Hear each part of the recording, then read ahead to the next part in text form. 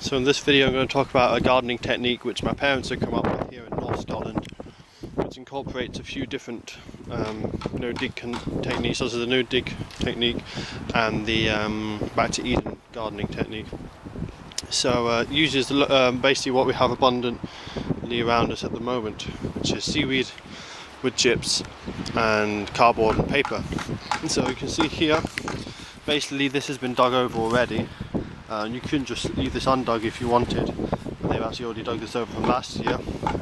And what they've first of all done is they've laid down some cardboard and paper, just old recycling stuff.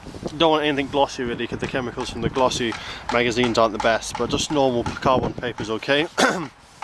And that acts to suppress any weeds that might be on the surface of this soil already, because it can't grow through.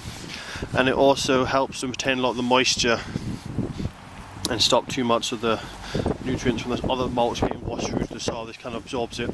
Also, as the paper rots down, it really holds a lot of moisture, which is good over the summer and any dry spells that you might have.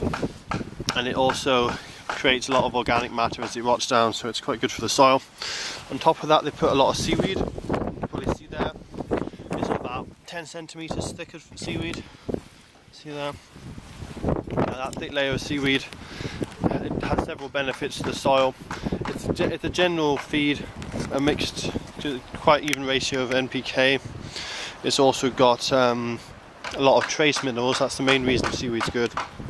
And it also has a lot of plant hormones, which actually invigorate growth and help the plants to grow extra strong.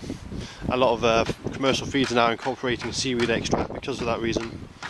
So on top of this, there'll also be manure added, because we need a bit more nitrogen, because the seaweed is only balanced feed. The paper will take away some of the nitrogen, as will the wood chips.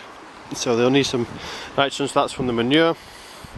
I'm not sure what manure they're using. They're probably going to be using horse manure though. It varies with the supply. Sometimes it's horse, sometimes it's sheep manure, but I think it's probably going to be horse again this year.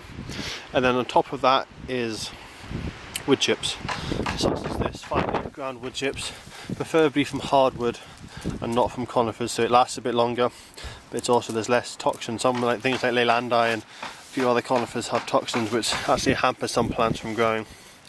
So this is the kind of size and grade. It's good because it's got big pieces such as this and this. This lasts a long time, but as you can see there's also some very small fine pieces in there as well, which is good because that rots down quickly. Provides a lot of organic matter, and it's also, that's put on the top as a mulch to suppress any weeds. So I'll take you over here, hope the wind won't be too noisy, and I'll show you a plot which has had this technique for the last year and show you what the soil has become like.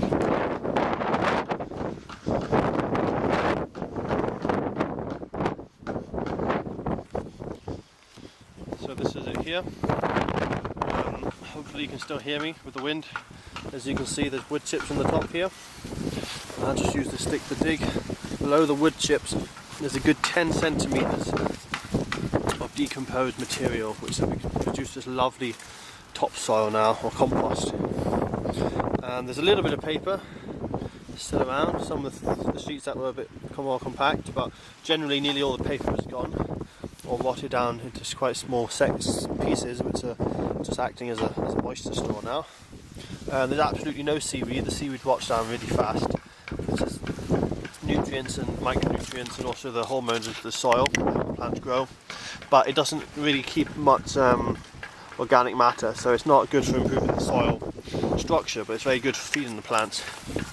And then the manure is completely washed away. You can't really see that, but that's added a bit of organic matter, as has the paper and the wood chips.